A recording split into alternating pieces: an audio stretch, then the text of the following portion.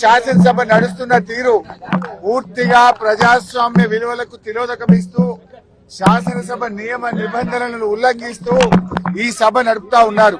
ఇక సభ నడిపే తీరైతే పూర్తి అధ్వాన్నంగా ఉంది. ప్రధాన ప్రతిపక్షానికి మాట్లాడే అవకాశమే ఇవ్వడం లేదు. మూసీ మీద చర్చ జరిగినప్పుడు మేము కొన్ని ప్రశ్నలు సంధించాం. ఏ ఒక్క ప్రశ్నకు ప్రభుత్వం సమాధానం ఇవ్వలేదు. ముఖ్యమంత్రి గారు వచ్చి అడ్డగోలుగా గంటన్నర సేపు ప్రశ్నోత్తరాల సమయంలో మాట్లాడారు.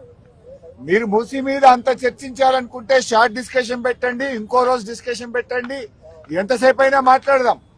కానీ ఇక్కడ 10 క్వశ్చన్లు ఉన్నాయి, క్వశ్చన్ అవర్ ఉంది, ఇది సభ్యుల హక్కు, ఇది ఎక్కడిది అంటే ఆయన నోటికి హద్దే లేదు.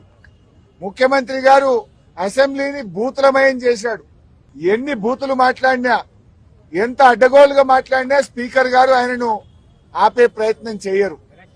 ఇలా మేము ముఖ్యమంత్రి గారు మాట్లాడిన వ్యాఖ్యల మీద మేము ప్రొటెస్ట్ చేస్తాము, మా యొక్క సూచనలు ఇస్తాము అంటే అసలు మాకు మైకే ఇవ్వడు. మాకు మైక్ ఇవ్వకుండా ఇంకొక విపక్షానికి మైక్ ఇచ్చారు, సంతోషం. మరి ప్రధాన ప్రతిపక్షానికి మైక్ ఇయ్యారా?